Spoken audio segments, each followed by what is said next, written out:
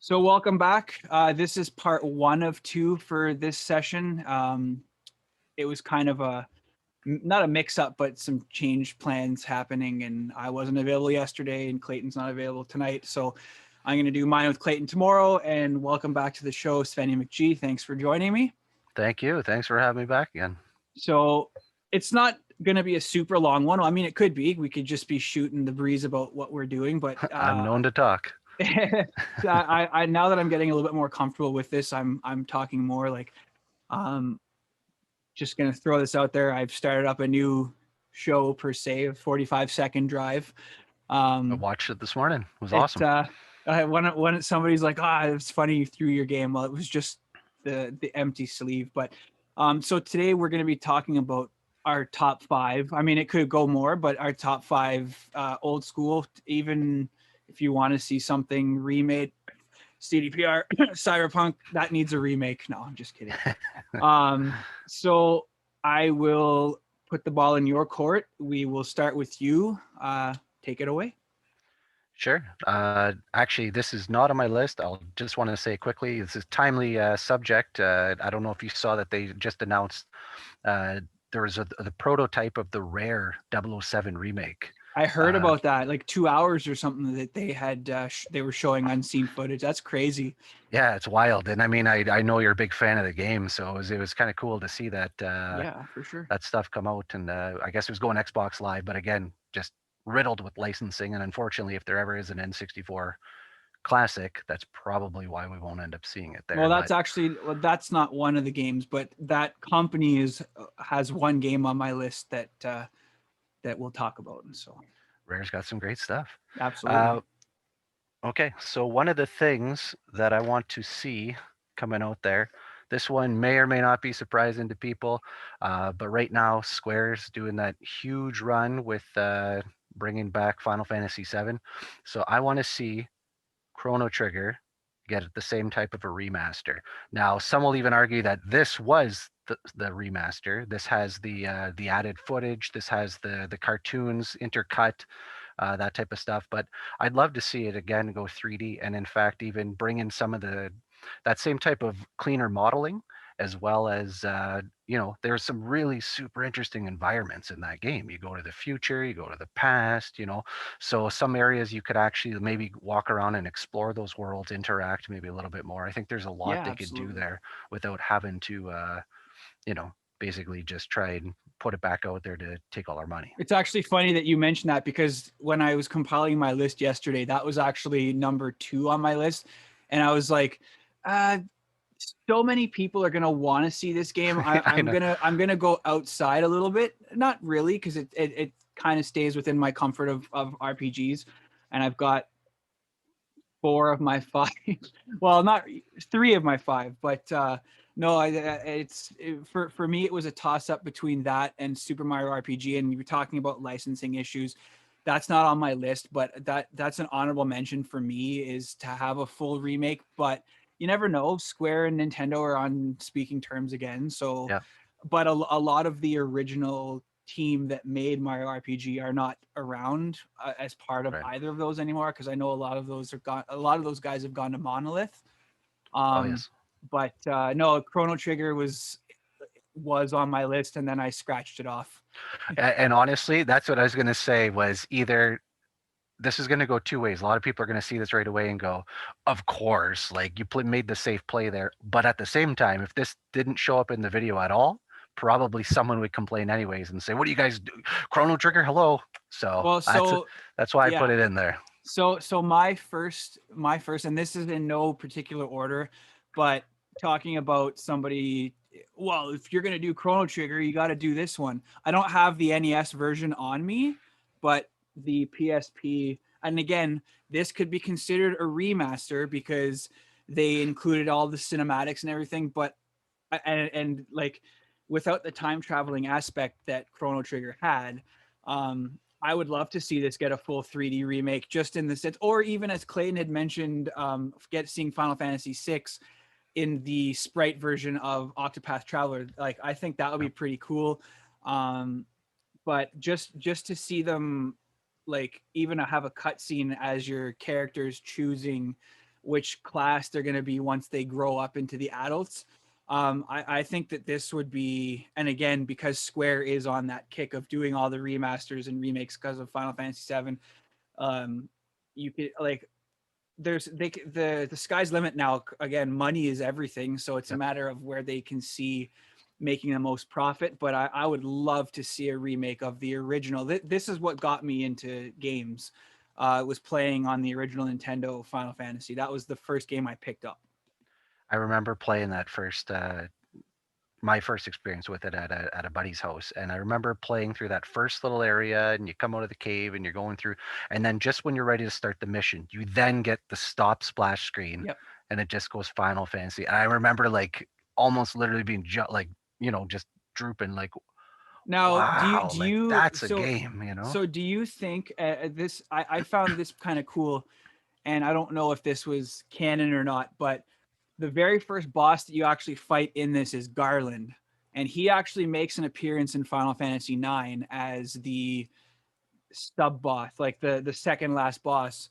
And I don't know Oh if well, you've ever played Final Fantasy IX, but I not through thought that none. was kind of cool, whether or not those two worlds are connected, but just to see him, it's almost like they wanted to have, instead of having Sid in every single game, Right.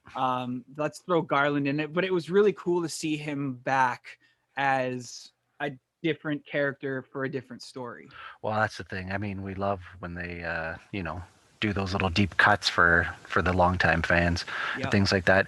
And you know what? Like you said, we discussed this on the last video, and we talked about should they be making remakes at all and remasters. And again, there's money to be made in it, but this console, even the new PS5, Xbox Series X, is going to be some kid's first console. And exactly. to take those old classics that we love and put them on there, make them available, I mean, of course, parents are going to scoop them up because they want their kids to play and show some interest and, and have some common ground between you and your kids. So Yeah, that's, I think it's a no brainer. I think that's an excellent pick. absolutely. That was the one. That was it's one actually good thing about having somebody like World Peace on the last episode with what we did, that has no, like, used to be a gamer and seeing all this new stuff that would get him back in. So, Yes, like, yeah, in a way, like, it's this is a continuation per se, talking about are they lazy? If there's money to be made, no. But I mean, right. again, it has to make sense. Like, you're not just going to release a game just for nostalgic purposes. Like Final Fantasy VII, I wouldn't say it's a gamble. It was a safe gamble because they knew that they were going to make the money back. For sure. For sure. I mean, it's if you had to pick one to start with a remaster, it was going Yeah, to be seven. There's no doubt. absolutely. Okay. Next on my list here, this one again, it's kind of a safe one to go with, and I'll explain exactly why. For those unaware, Diablo 2, 3 was being once 3 hit all platforms and started to go. People want to see this go, but I've seen a lot of people make commentary. They'd love to see basically the loot drops of 3 Mhm. pushed into 2, so that you just don't have to grind as much. But this one kind of a safe call, and part of the reason why Vicarious Visions is rumored to be working on this. Now, Vicarious Visions is under Activision, and the word was that they were recently merged, Vicarious and Blizzard, and put in some of the top heads, but then push the bodies in. So in order to keep them working with the Blizzard game, the word is that they're working on making this adaptation. And again, That'd be to cool. actually consoleize this, get it on all the platforms again, make it happen. I think it's fantastic. Yeah, I wasn't crazy about the third one. I found it was too loot. Like that, it was a loot heavy game, and Diablo's like 1 and 2 were about that, but 3 just seemed to, it was almost like Blizzard's answer to microtransactions. Like, Right. not in the sense that you were buying stuff all the time, but it was, let's go in, clear a dungeon, you get lots of loot. So I really enjoyed 2, wasn't really sold on 3. So that was it, and now I'm hearing things about 4, some good, some bad, but Right. we'll see. Blizzard's known for making good on their promises for the times, but we'll see how, if that sees a light. That would be pretty cool. Yeah. Again, I think just making it accessible. You know what I mean? Like we were back in Like we were back in high school when this Yeah, came out. You know what I absolutely. mean? And like you said, like I had no issue playing the game then on dial-up. You know, accessing and playing in the campaigns and going online and doing the expansion set, all that stuff. But I'm not going to be able to put in the same amount of grinding time No, I did exactly. as And a teenager in my current it's lifestyle now. it's actually it's kind of funny that like the games that we've picked kind of complement each other because this is one. So I bought this when Future Shop went out of business. I ended up getting it for $4, and Interplay and Black Isle were absorbed by Bethesda. Um, I don't know if you know where I'm going with this, but this doesn't. It's one game, but there were three, and I would love to see Bethesda revisit the original Fallout trilogy, and that does include tactics. Whether or not they would do anything like that, I think would be kind of cool to see. Because I loved playing the very first one. I never really got into the second one, and I'm not a huge tactics kind of gamer. Like I just planning out my strategies. It's not for me, but like I like that whole aspect of okay, you have two moves. You can move and attack. You can attack and hope that the death claw's not going to kill you. And they actually took that and put it in a board game that Fantasy Flight picked up for Fallout, Oh, cool. um, which is amazing. Like it's a very story driven game, but I would love to see something like this as a remake. Whether or not they do it as a first person or like a full overhead kind of kind of like a Diablo style, I think would be pretty cool. But we'll see if that ever happens. Bethesda's really uh, gone well. Now that Microsoft owns them, I think a lot of the stuff we will see eventually, maybe on Game Pass, is like a remake light, if you will. So we'll Yeah. see. Yeah, no, 100%. And I mean, even again, not that one equals another, but even just the fact that under the Microsoft banner, that Mojang made the like Diablo Mhm. heavy Minecraft dungeons. Like, you know what I mean? Just a different style of it. So I remember when Fallout came out as well. I remember watching a buddy playing it. I never really played it myself, but funny thing was in the years since I've actually found that I quite like tactical style games. Some of the ones I was playing was like Project Cross Zone on the 3DS, and it's just like all the like Capcom, and you had some on the second one. You had some Nintendo franchises, you had Sega, you had Bandai, so all these franchises coming together to play and Mhm. fight in these tactile style games. And I thought they were great, absolutely fantastic. So I think that was one that I actually thought. Um, you know, I'd like to find that someday and see if I can get a copy to actually play. So if they I remastered it, I think think I'd be picking that up. I think they have a copy of the second one at EB in the South End. Every time I've gone to Sudbury, it's always been sitting there. Oh, So, yeah.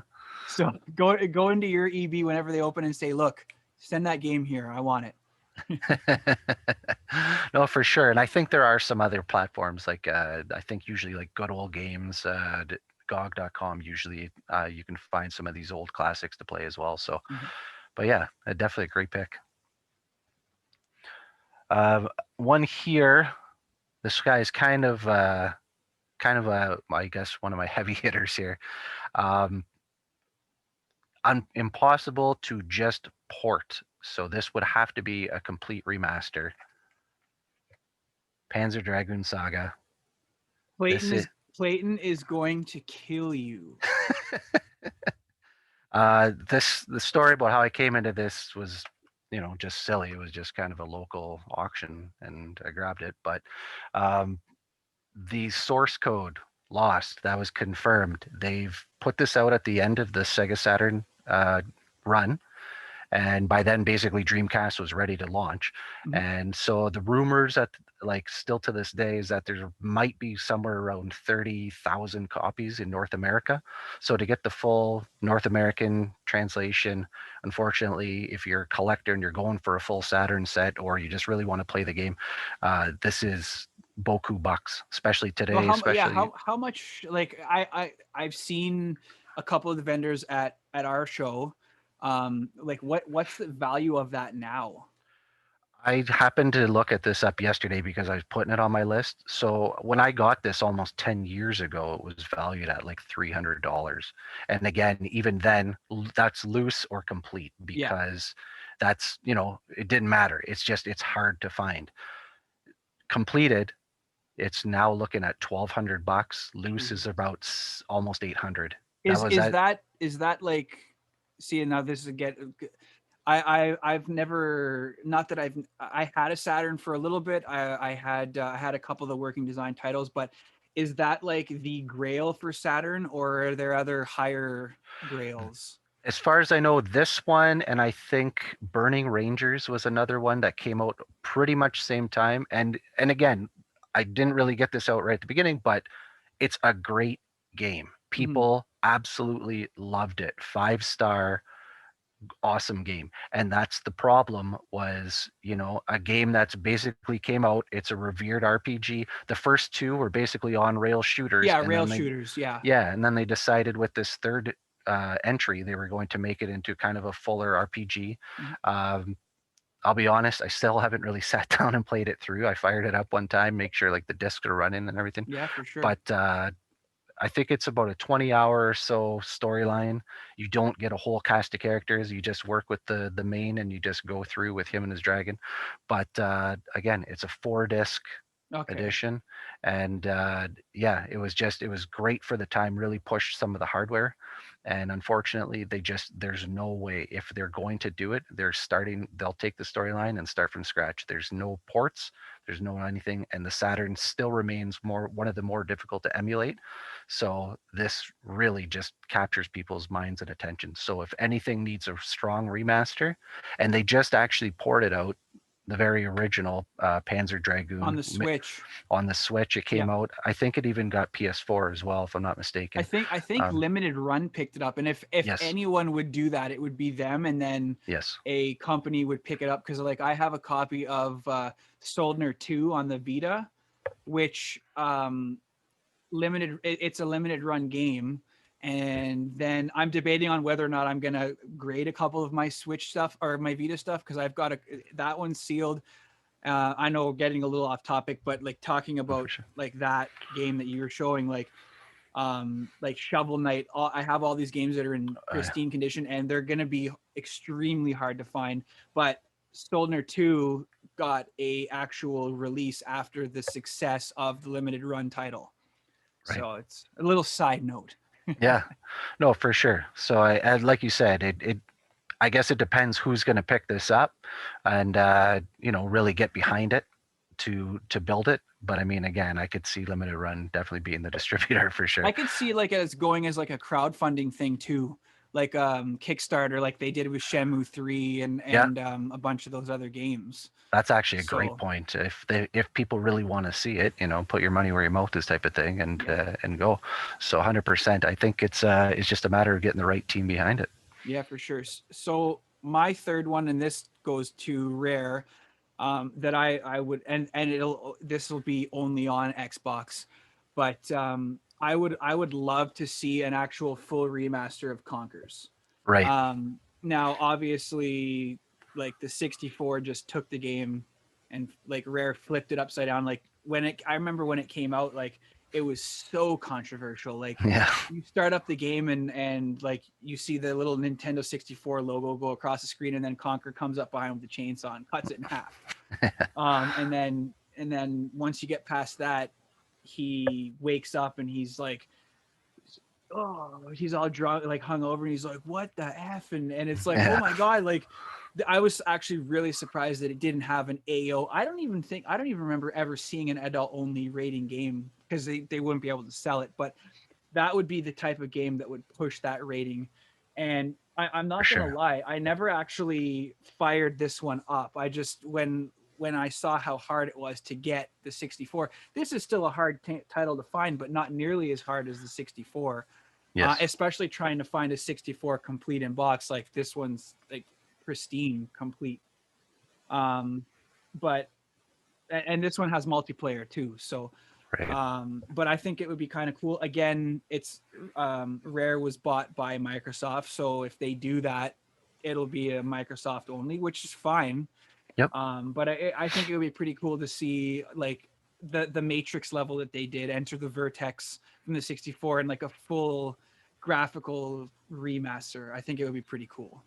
Well, and again, it's certainly it has its audience. I think it's a it. I think they do well with it. And right now, the hardcore, especially leaning over towards our other friends at Nintendo and Sony, people are going Mhm. to make that quick point and try and push to say, oh, Microsoft doesn't have any exclusives. So digging into some of their old catalog, Yep, definitely is a good way to go. And I for think, yeah, sure. that'd be a great pick.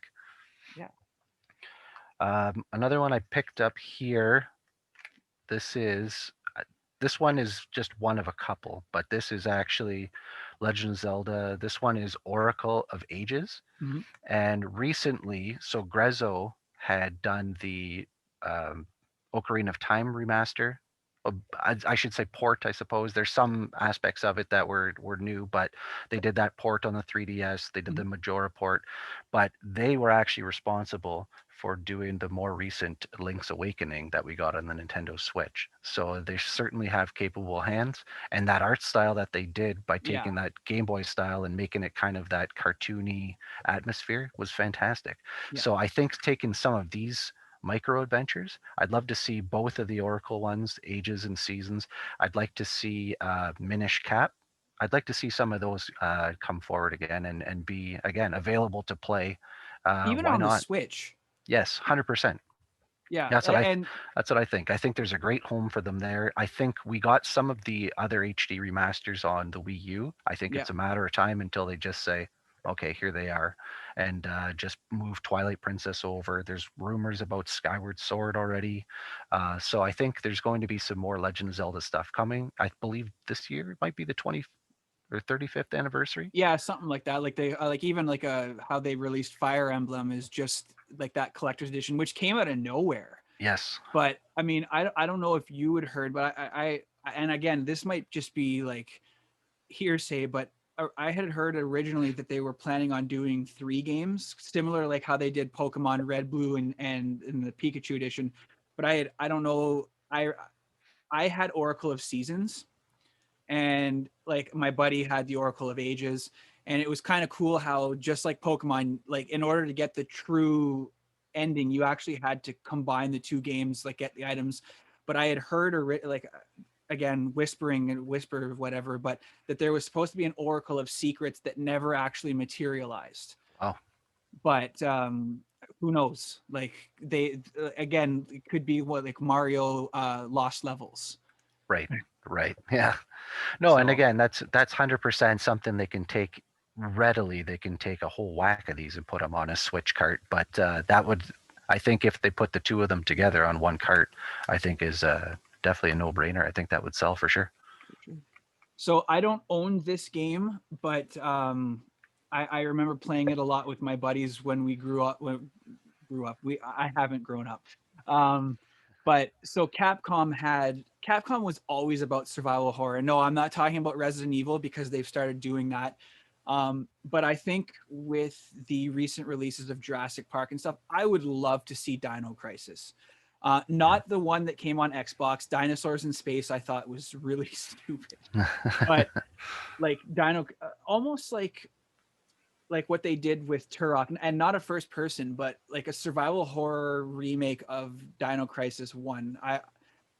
I'm never really crazy about sequels that are just basically a rehash of the first game. See, that's very hypocritical that I said that because my next one is a two-parter. But I think a full remake of Dino Crisis, and now Capcom stopped the series. I think probably because number 3 did really really bad, and then I think they kind of did something with Dino Stalker. I think that was like a spin-off or something, but a full remake of a survival dinosaur, like where it's legit. I was scared playing the first one, like on the PS1, like with their block technology and polygon and everything, but still having raptors chasing after you in tight corridors was very very creepy. And I think that's a series that should either get a sequel or a full remake. But again, that's up to Capcom and whether or not they think that that would do well making money. Well, I mean, dinosaurs really were huge back in the 90s when you had Jurassic Park and you had, a lot of these other franchises. Even on TV, you had that Dinosaurs ABC show that's now on Disney Plus. But, Yeah. so like getting into the dino thing and even the dawn of the Toronto Raptors, but Dino Crisis for sure. I remember, was that the same? Was that similar controls, like those tank controls as It Resident was Evil? the same controls as Resident Evil 1 and 2. Yes, Like it yes. was backwards. Yeah, so that's what I mean. Like when they've gone ahead and remastered Resident Evil 2, Resident Evil 3, and I mean one's been on every console now. Four's But getting a remake again, but they're doing it as a remake reboot. But I don't know how they're going to do that, but that's the next one too. that's crazy. And I mean, again, that one sold really well. It's being ported everywhere. But yeah, now that they started incorporating, I think from 4 forward, using like kind of like the laser scope sight, so you can really kind of dial in, make your shots count. But those scenes, the way they used to structure it, especially in like Resident Evil, like you can't move the camera. Mhm. Like this is the angle we want you to see in Yeah, this hallway, and then all of a sudden you go by the wall or the window 3 times, and all of a sudden it just comes through, or even a wall blows wide open. You yeah. know what I mean? So I 100% like that was, they were king of jump scares back then, and I think yeah, that's again another solid pick because that I think there would be a market for it. Yeah, for sure. For my next one, this one's kind of little wide open here, but it's something that kind of gets skirted, and I think it should be ignored. It's this guy right here was a Virtual Boy. Yeah. Unfortunately, with the 3DS, they should have went wild with it Mhm. because even if they had the red scope, I'm sure there was a way they could have taken it and using the 3D. Some of the games you had, like I think on Kirby, I think some of the Kirby titles on there, I think including the Planet Robotron. I might be butchering the title there, but that one of the last Kirby ones that came out in the 3DS, where you actually had to like go between the platforms, Yeah. jump forward, jump back, and that was one of the initial things they had with the Wario game on the Virtual Boy, and again some other ones that were exclusive to there, like the Jack Bros title. That's like a $400-500 game or something these days. Like it's insane, and you're not going to find it anywhere else. No. So there's some forms of emulation you can get, but something lost. It's definitely something they should have looked at with the 3DS. How they can remedy that on uh, the Nintendo Switch, I don't know, but I think there's a nice library of games there, and I think they should totally go after it. See, I that's one system that was out of my expertise area, like area of expertise. Growing up, by the time the Virtual Boy had come out, I was on to Sega. Like it's not a matter of like, oh well, like nowadays we have money, we can go go and pick up what we want. But like growing up, it was okay. You pick this one, you pick this one, and even at that, you're not guaranteed. Like at Christmas time, it might not be under your tree. Right, But 100%. like so like I ended up going Sega, and just it interests me now because like it set the tone for VR. But playing game, like I played it, but just everything in red, it just didn't really do anything Yeah, for me. So that's, but I mean it's a cool piece of history because of just how much of a colossal like failure it was when it came yeah. out. Just like I mean, again, I'm not any expert on it, but like I had heard it caused seizures. You know what? It very well may have. I mean, they still were using some of the flicker technology, and I'm sure there was a far cry from anything that we see in any of the motion shutter glasses today. Um, Again, I didn't get one or really have much experience with one until I got this guy only a couple of years back, and even then, like it's a novelty thing. But Mhm. the first time I fired it up with Mario Tennis, I was like, this is fun. You know what I mean? Like it's impractical. It's not really a handheld console. It was kind of marketed to be so, but like, where are you going without having the kickstand to hold it there? Like, Yeah. like just it was weird. But for that reason, I think they should still look at putting forward some of those titles, and I think they could do it probably pretty inexpensively. So my last of my top five is a series, and unfortunately, Working Designs and uh, Working Designs. I can't remember who else, but they went out of business. But I think that this series needs a remake. Um, this was actually one of the well, now that we know about collecting, I used to own these a long time ago, and traded in to get the next system. And it actually came back. I ended up buying both those at our very first show.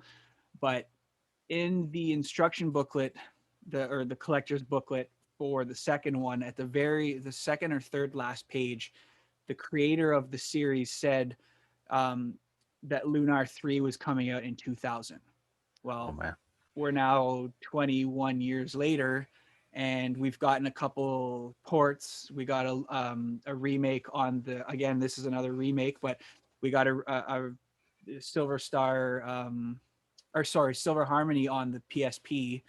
You Right. got Lunar Dragon Song on the DS, but you never actually got a full remake or an actual sequel to the second one.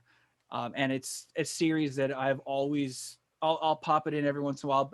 But for me, I'll play it on the PSP just because it's not unplayable, but it's not enjoyable on a big screen. I'd have to get an old school TV with all the buttons in the back so that I can hook it up and play it properly, not stretched on a 56 inch. So, Right. but I would love to see this use.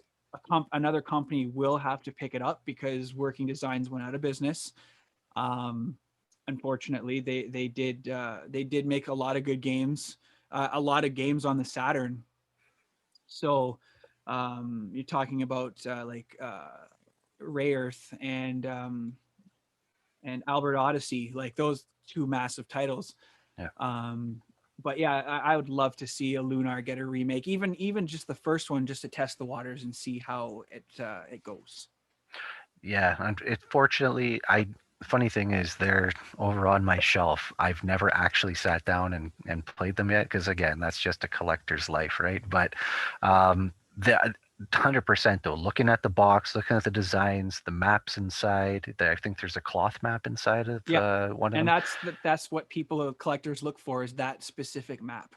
Yeah, that's what I mean. Like it's crazy and people go way after it, but like the animation style, like the art style is beautiful. Like Mhm. it's definitely a very eye-catching game, and it's something that I absolutely have full intent on playing. But I might be more incentivized to play it if they go ahead and put it on like the Nintendo Switch or something, right? So I think again that would be it's something that, like you said, that maybe you can play it, maybe a little bit updated graphics or some gameplay, but having that maybe on a little more palatable size screen like the tablet screen of the Yeah, Nintendo Switch and playing it on the go would definitely be something that I'd be interested in.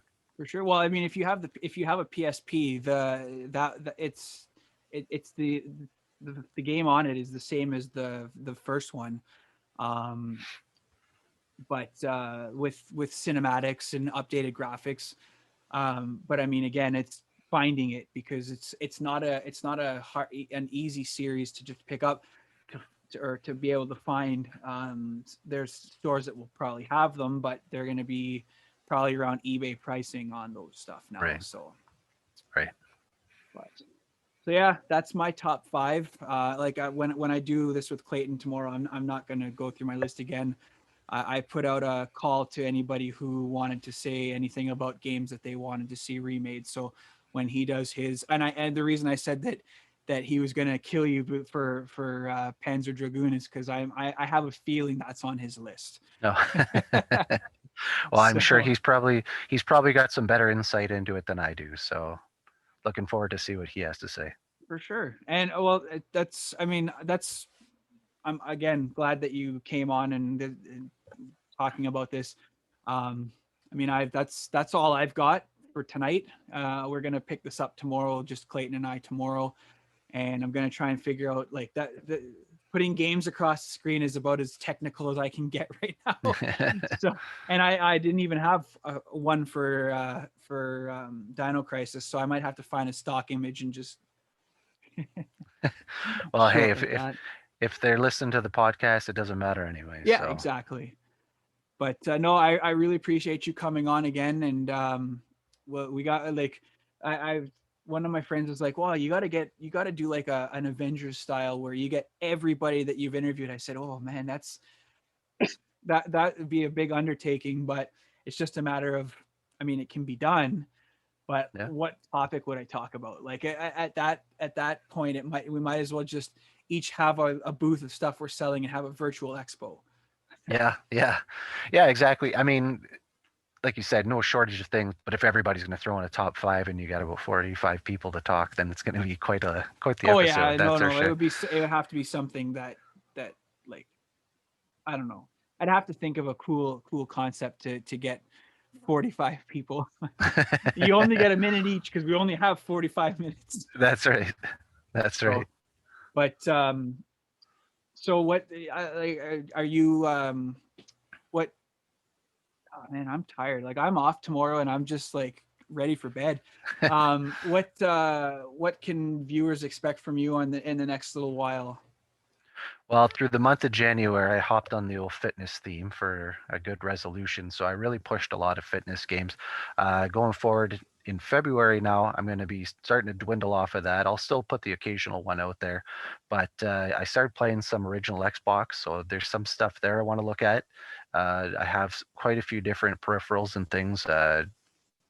Really on my channel, I like looking at a lot of peripherals and things that accompany games. I don't really do a lot of game reviews so much per se, but I like looking at unique controllers, unique items, and even just sometimes documenting just some of the actual periphery Mhm. because someone picks up a Nintendo 64 today for the first time and says, okay, now what? How do I save? What do I need? What's going on? I thought this thing rumbled. And so I try and look at some of the different items and things like that. So I'm going to start putting more focus on that. Like I said, probably GameCube. Really, the sky's the limit here. I got Dreamcast, Saturn stuff. So Virtual Boy. Virtual Boy, if you pick up your first Virtual Boy. Yeah, no, so absolutely. Going to be definitely getting more back into itemizing, but at the same time, like I said, still going to be pushing in a couple fitness games just to try and keep that theme fresh. And yeah, Cool. Look forward to. I every time I see a video, I use Instagram more than Facebook now for my page because I have more followers. But like I don't know if you time your posts because they usually come around the same time, and it's just it's fun to just watch because they're not super long videos, and I'm not saying like I have a short attention span, but it's like oh, so for sure. like sometimes I find like even like as great as it is to talk and go, the videos that I've put out that are between 30 and 45 minutes have more views than the other videos just because people start losing interest.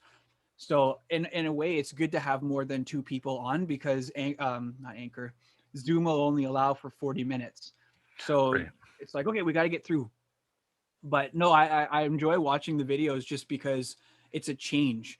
And with the lockdown that's been keep getting extended, and now there's rumors that they might even be doing a countrywide lockdown again, which they don't work. We've seen that. Yeah. I'm not getting into that because, anyways, it's a nice change to see uh, weekly content because if I don't record every weekend, then I don't lose purpose. But it's like, okay, why didn't I do that? Why didn't I do this?